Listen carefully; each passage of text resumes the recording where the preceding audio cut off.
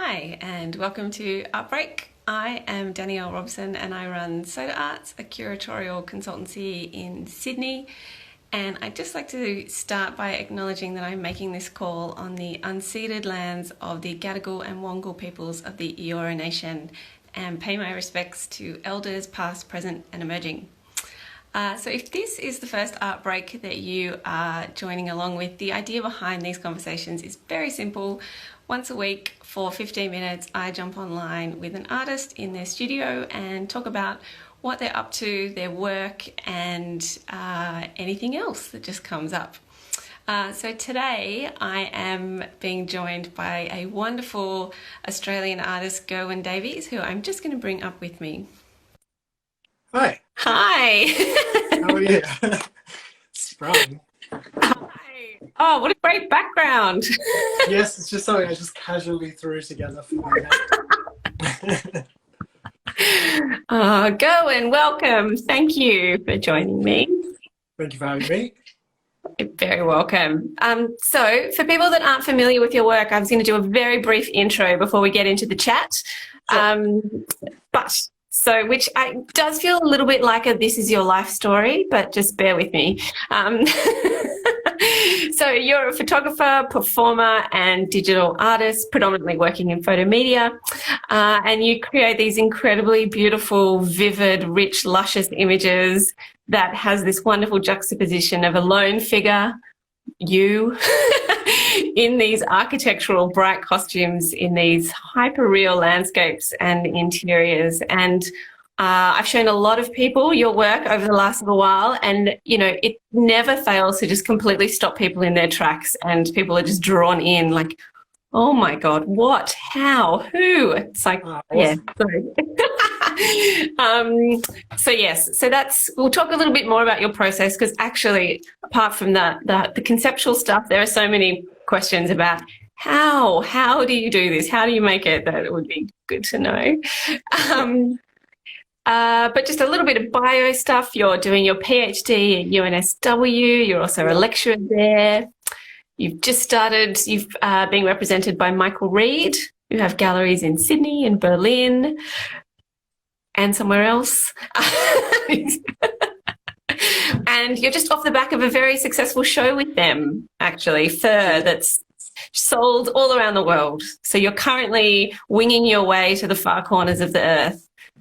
Such far corners. I'm currently in my grandmother's beauty room in Ipswich, so there's no ends to the exotic places that I go. What an amazing room. Your grandmother has a beauty room? That is what it's called? Well, she did until I took it over and I swept her Estee Lauder onto the floor. Dramatically, I hope. Dramatically. I'm just up here working. I'm normally in Sydney, but I was kind of watching things unfold, and so I snuck across. I didn't sneak. I officially snuck across the border to spend some time with my grandma and to relocate my writing and making up here for a little bit. So this is some of the stuff that I brought with me that I'm currently working on. Amazing. Yeah, it's fairly gaudy. This is like a Kermit the Frog looking number. So you can see quite What spicy. material? What material is that? It's felt, but then it's sewn onto a cardboard to make it kind of more like have a kind of firmer structure to it. And then it's applied to like I sewed like a kind of stretch mesh bodysuit, and so then it's attached to that. It's all very glamorous and very, very high fashion. And so can you explain, with your process, which came first, the kind of art practice or the costume making, or is it all just kind of developed in parallel and in tandem? I kind of self-taught to sew. I was studying journalism many moons ago, which entailed a lot of kind of staying home watching daytime television. So I started making clothes back then, which were semi-functional, pretty ugly. And then, interest in kind of photography, and I started studying at the Queensland College of Art, and then I started kind of making these sculptural works. Like obviously always into the kind of fabricated, constructed image. And then I started building these costumes that I was shooting on someone, and began to kind of refine the process down and down to what it is now, this kind of inventory of selfies and peak narcissism. Yeah. So, then, I mean, they were kind of separate and then they merged. Yeah. Yeah, okay. Yeah, great. And, you know, obviously something that's quite central to the work is that you are both sort of seen and unseen. You're simultaneously present and invisible. I think somewhere you described it as hiding in plain sight. And that, Yeah. Can you talk a little bit about that idea and what's behind that? Yeah, I mean, I'm kind of interested in, I guess, not to bang on too much about my research stuff at the moment, but the PhD is kind of looking at the aesthetics of camp and about how camp, you know, has this kind of, you know, intensified aesthetics of surfaces and material kind of excess, and that's kind of a misdirection. So it kind of distracts you from what's happening beneath it, like its political potentials. And so, I mean, the idea of these characters is that they present as this kind of, you know, excessive and exaggerated forms, but they're kind of a little bit slippery as well. They're kind of subjects, they're kind of objects, they're kind of hyper visible, but at the same time the person that's buried in them is invisible. And so it's kind of finding ways that you can use these aesthetics of camp to kind of queer and undo the conventions of the photograph and the structures of the photograph. So I'm interested in that kind of double bind, that it lures you in. There's kind of this very enticing, you know, kind of emanating, radiating fabrics and materials, but then there's kind of nothing to see. It's kind of a misdirection because the subject is gone. Yeah. Yeah. Yes. And it's always you, isn't it? The idea is that it will always be you. It will never be anyone else. Yeah. You'll never. Yeah. I mean, it started off, I was making the costumes for another person, and it was really pushing the limits of that friendship. But also there was kind of a disconnect of, you know, of having these ideas of what it would look like, but then not kind of embodying the form myself. So then I started kind of wearing them. And it became just a lot more practical because I was able to control, and control is really important in my kind of making process. And so I was able to control every single element of it. So, yeah, I mean, it started off on someone else, but then eventually it's, all me. Yeah. Maybe. Yes. And I have to ask you, so are you actually like taking the photo, clicking the camera, even though you're kind of in there mid choreography in the shot? Yeah, it's generally kind of hundreds of photos. So the camera is set to just kind of fire off repetitively. And so you're working blind, you're not really sure what you look like. So there's kind of, that's the performance element of it. I suppose there's still this kind of staging of the body and trying to anticipate how you look in image form, but there's that kind of disconnect. So there's a nice element of surprise that comes through, because I always feel like I'm a lot sexier than the image actually is. So there's a nice, but going back and then referring to the camera and going, that was terrible, try again. Yeah. So it's not kind of shot for shot, it's like an elongated process. Yeah, because I've had marveled that in so many of them there's this incredible alignment of, you know, there's a line of the costume is beautifully sort of speaking to the line of the architecture. How is that? Yes, but I guess, yeah, you do many versions of it to get that one perfect. I mean, there's a lot of kind of fabrication in it as well. So depending on what the series is, sometimes it's all constructed in a studio and as is. Other times, like particularly the work that was shot in Japan, a lot of it's on location. And then other times it's kind of their fiction. So the costume will be shot in a studio and then it'll be eventually kind of assembled into a space. And so even when shooting in the real world, there's this process of then using post-production to kind of pull out details, so it starts to get this very graphic kind of fake two-dimensional feel to it. And I think that's the kind of that kind of making strange, that queering of the image, is that you look at it and even though you feel like you're looking at a photograph, there's something's amiss, it's not quite right, everything feels kind of plastic. And so that's the kind of sensation that I'm trying to get out of it. but it's, yeah, kind of a series of different processes that will change depending on the body of work. The order of them will change. Yeah. And you do tend to work in series. Is that you have a kind of conceptual idea that weds the series together and informs the costumes of that particular body of work? Yeah. I think it's more about constraints rather, like it's kind of putting rules and limitations about something and then working towards it.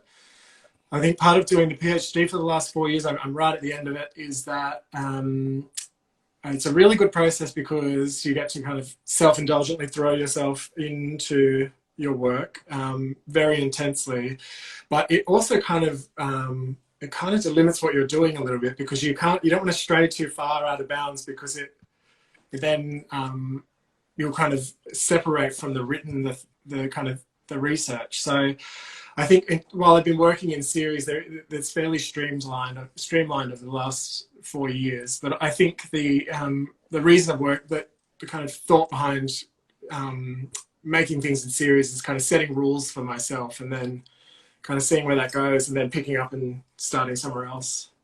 Mm-hmm. Yeah. Yeah, that makes sense. Sort of this kind of parameter inside which there is a lot of freedom for chaos and exploration. Yeah. Yeah.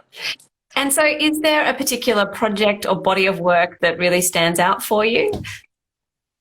I mean, I think when I did the Australia Council residency in Japan, and that was a really intense couple of months of working. And I think I was participating in these kind of performance groups and seeing all these really incredible spaces, and I was working directly off the environment there. And it was challenging because I probably am more comfortable working in a studio. Like I like the kind of making process. And then there I was kind of really stepping out and was very exposed, and I was interacting with people throughout the whole process, where normally working in a studio I can kind of control who gets to see what, like every kind of component of it. So in Japan it was very different. So I think that series, it was rewarding to work in a different way like that. And I think probably because it was so prohibitively hot the whole time as well. It's a very, there's a real sensation of the costumes when I look at the images. So that's a standout, I think, for me. Yeah. Yeah. And so you're probably very deeply in PhD world at the moment, but can you maybe just talk about, I guess that's what the main thing you're working on at the moment? Yeah. I'm working on, I'm kind of writing and summing that up. Is that what you mean? Or is it what I'm making? Yeah. Sure. So I am looking at kind of strategies of concealment. So queer artists who kind of self-erase through the photograph. So they turn themselves into kind of sculptural objects, or they use post-production to kind of disappear. And I'm trying to kind of gather this group of artists together to under the kind of banner of camp and align that with my own work.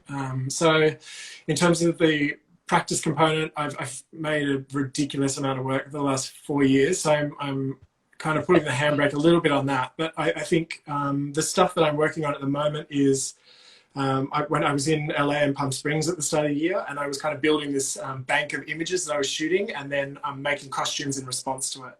So those costumes are made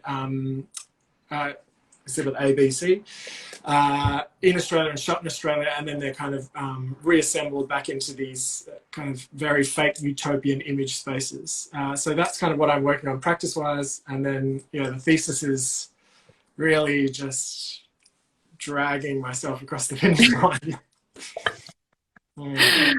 Yes.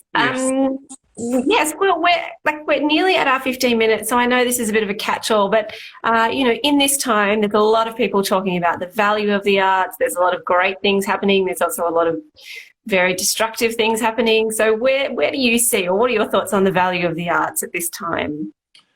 This time, at any time. At any time. I don't think it's been devalued or shifted. I think that, art, from a visual artist perspective, I think that art, it has the capacity to kind of communicate things and convey things that I guess language can't quite achieve. Like it kind of extends beyond the limits of language. And so for me, you know, working with materials is a way of kind of talking about these pleasures and sensations and desires, and kind of trying to communicate through making work things that I wouldn't be able to kind of enunciate, that I wouldn't be able to kind of explain. And it's those sensations of creating these bodies, but also the kind of potential for escape and fantasy, you know, through the kind of doorway of the image. So, I mean, I don't see that, I think language can be kind of deficient in achieving all of that. Those kind of visceral, kind of felt things. So that, I mean, that's for me why art's vital, because otherwise all that stuff's blocked inside that we kind of go without. That is great. That's a brilliant answer. I love that answer. Kind of portal to deeper versions of yourself, and also perhaps, you know, to something beyond the self. Yeah. That's really important for everyone, both the artist and the viewer, the audience. So, well, and so how can people find you, or if they want to collect some of your work, what's the best way to find you? So I have the stuff I have a show coming up that starts at Jan Murphy Gallery in August, which is all new work, which is the kind of LA Palm Springs kind of hyper utopia work. And otherwise, there was kind of a body of work which you just said before. It's just wrapped up with Michael Reed Berlin. Yeah, but otherwise, Instagram, my website. If you have any questions or anything, I'm always more than happy to chat. Maybe not by Instagram Live, but oh no, it's been great. It has been great. Look, thank you. Oh no, thanks for joining me. And this video, like all the others, will end up in various places so that it can be watched again at a later time for those of you who want to double down or see more. All right, well, thank you, Gerwyn. It's so good. Thank you very much. So thanks to your grandma from me. I'll let it back in. Thanks. Thank Bye. You. Bye.